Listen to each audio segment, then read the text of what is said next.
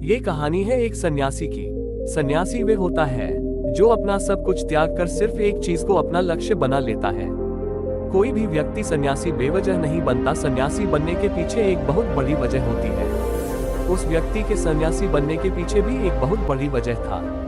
सन्यासी बनने से पहले उस व्यक्ति के मन में उस व्यक्ति से बहुत से गलत कार्य करवाए थे, बहुत से पाप करवाए थे। उस व्यक्ति का मन उसका मालिक बन चुका था और वह अपने मन का गुलाम। जीवन के हर सुख, आराम और ऐश्वर्य प्राप्ति के बाद भी उस व्यक्ति के मन में अथाह पीड़ा थी और यही मानसिक पीड़ा उसे सन्यासी बना देती है। सन्यासी बनने के बाद वह व्यक्ति सांसारिक दुनिया से दूर हो जाता है, जंगल में रहने चला जाता है, ध्यान करता है, तरह तरह की साधना और अभ्यास करता है, भिक्षा मांगकर भोजन करता है, एकांत और मौन का अभ्यास करता है। लेकिन फिर भी उस व्यक्ति का मन शांत नहीं होता। वह अंदर से बेचैन और परेशान ही रहता है। यहाँ एक बात समझने वाली है कि ध्यान ये किसी भी साधना का जो शुरुआती बिंदु है, उसकी शुरुआती तभी की जा सकती है जब हमारा मन शांत हो, जब हमारा मन हमारी सुनता है। लेकिन उस सन्यासी का मन न तो शांत था और न ही उसकी सुन रहा था। उस सन्यासी के मन में यह बात गहराई से बैठती जा रही थी कि मन को वश में करना, मन पर काबू पाना असंभव है। लेकिन फिर एक दिन उस सन्यासी को एक व्यक्ति मिलता है जो न तो कोई साधु सन्यासी होता है और न ही कोई बुद्धिमान व्यक्ति। वह तो बस एक साधारण सा था जो जंगल में अपनी भेड़ों को चला रहा था। वह चारवाह उस सन्यासी के पास आकर उससे पूछता है, क्या मैं तुम्हारी कुछ मदद कर सकता हूँ? तुम बहुत परेशान लग रहे हो। मैं तुम्हें पिछले कई दिनों से देख रहा हूँ। तुम बहुत बेचैन रहते हो। अगर तुम चाहो तो मैं तुम्हारी सहायता कर सकता हूँ। चरवाहे की बात सुन सन्यासी कहता है, भला तुम क्या मेरी मदद कर सकते हो? तुम तो एक संसारी हो जो अपनी मोह माया में लिप्त रहता है। ये सुबह चरवाहा उस सन्यासी से कहता है, मैं तुम्हारी मदद कर सकता हूँ। मैं मन को वश में करना जानता हूँ। सन्यासी चरवाहे के मुंह से यह बात सुन जोर से हंसता है और कहता है, क्या क्या कहा तुमने? तो मन को वश में करना जानता हो? मैंने अपना सब कुछ त्याग दिया, आकर जंगल में रहने लगा, तब भी मैं अपने इस मन का गुलाम हूँ और तुम कह रहे हो कि तुम इसे वश में कर सकते हो। वह आदमी कहता है, मन को वश में करने के लिए सभी वस्तुओं का त्याग करना आवश्यक नहीं है और ना ही जंगल में आकर रहना जरूरी है। बस एक चीज है जिसे छोड़ना सबसे जरूरी है। सन्यासी उस चरवाहे से पूछता है, और वह एक चीज क्या है? वह चरवाहा सन्यासी से कहता है, वह एक चीज है गलत जानकारी।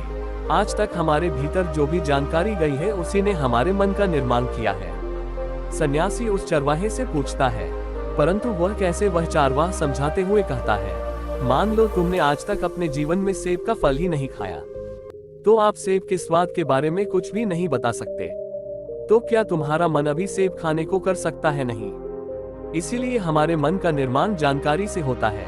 वह सन्यासी उस चरवाहे की बात से प्रभावित हो जाता है और कहता है, क्या आप इस बारे में पूछे और विस्तार से समझा सकते हैं? वहीं चारवाह उस सन्यासी से कहता है, अगर तुम अपने मन को वश में करना चाहते हो तो अब मेरी बातों को ध्यान से सुनना। तो अपने मन को वश में केवल तभी कर सकते हो जब तुम अपने मन की जड़ों को देख पाओगे। मन का निर्माण जानकारी से होता है और हमारे शरीर में जानकारी के 5 प्रवेश द्वार होते हैं। पहला, आंख। हम अपनी आंखों से जो कुछ भी देखते हैं, अच्छा या बुरा, वह सब हमारे मन की याददाश्त में इकट्ठा होता रहता है। दूसरा कारण, हमारे कान। जो कुछ भी सुनते हैं वह भी हमारे मन में बीज के रूप में बोया जाता है। तीसरा, जीभ। जिस भी चीज का स्वाद हम एक बार ले लेते हैं वह हमारे मन की याददाश्त में अंकित हो जाता है। चौथा है नाक। जो भी हम एक बार सोख लेते हैं, खुशबू या वो सभी हमारे मन में दर्ज हो जाती है। और पांचवा है त्वचा। जिस भी चीज को हम एक बार छू लेते हैं, स्पर्श कर लेते हैं, उसकी याददाश्त हमारे मन में कहीं न कहीं अंकित हो जाती है। इन 5 शारीरिक दरवाजों से जो भी जानकारी हमारे अंदर जाती है वह जानकारी बीजों के रूप में जमा हो जाती है और धीरे धीरे वृक्ष बनती है। हमारा मन मिट्टी की तरह है जिसमें बीज बोए जाते हैं और हमारी बुद्धि बीज बोने वाले किसान की तरह है। अगर हमारी बुद्धि गलत जानकारी के बीजों को सही जानकारी के बीज समझकर बढ़ेगी तो जब भविष्य में वह बड़ा वृक्ष बनेगा तो खराब फल नहीं देगा।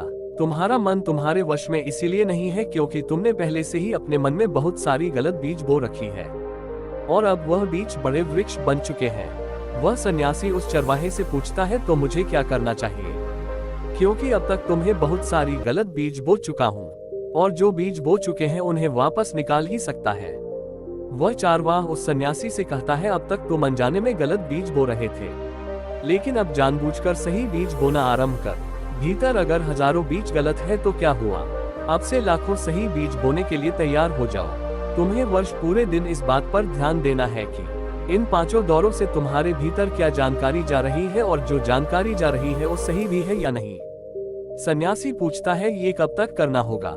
वह चारवाहा कहता है, पूरी जिंदगी भर। जिस प्रकार तुम हर दिन अपने पेट को अच्छा भोजन देते हो, उसी प्रकार तुम्हें हर दिन अपने दिमाग को ही अच्छा भोजन देना है।